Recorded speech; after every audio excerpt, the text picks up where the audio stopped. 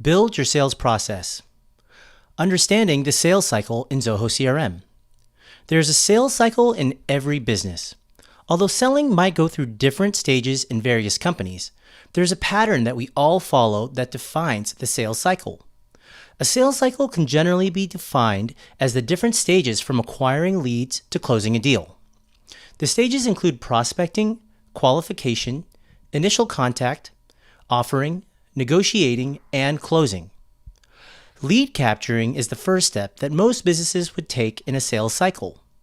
You may run campaigns and visit trade shows to collect leads from various other sources to fill your sales pipeline. Prospecting.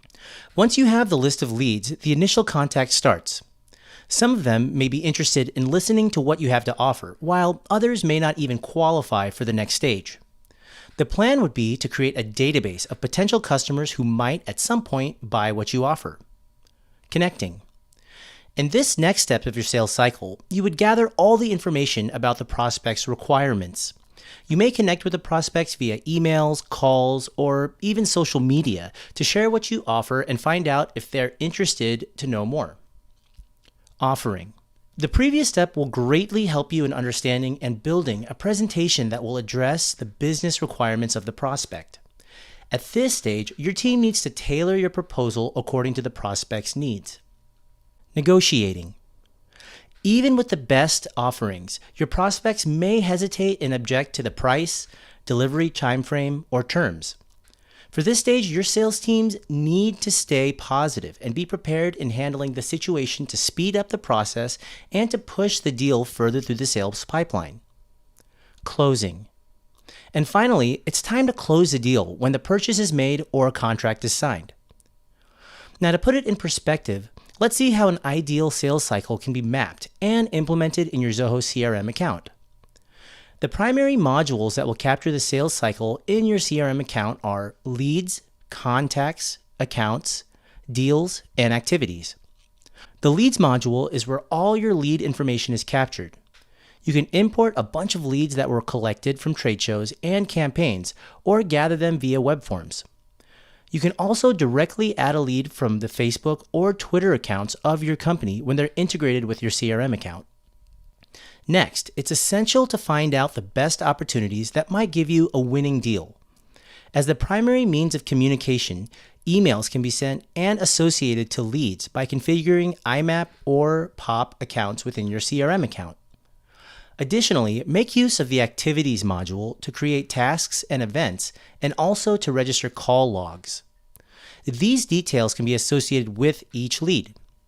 Your initial contact matters here since you're looking out for the leads that have a high chance of becoming a customer, and most importantly, a long-time and loyal one. Now, once you qualify a lead, it can be converted to a contact, account, and deal.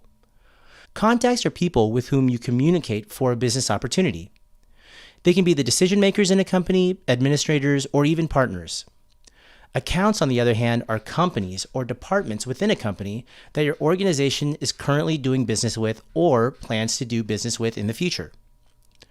Understanding the requirements of the prospects and connecting with them will help you identify a potential customer.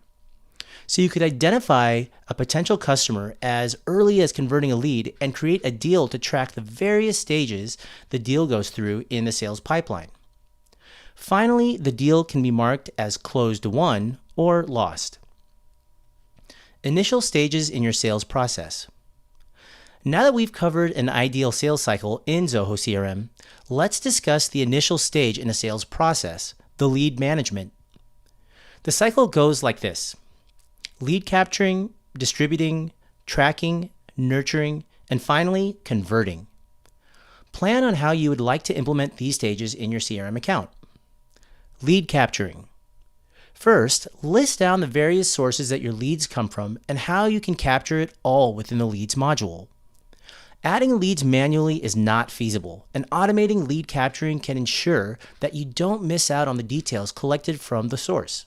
For example, leads generated from web forms in your website can be directly captured when your prospect submits the form.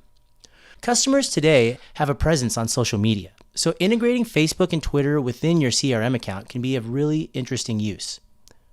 Lead distribution. Secondly, decide how you would like to assign these leads among your sales teams. Do you want to assign leads with a high potential to an experienced sales rep, or do you want to apply a round-robin method as well?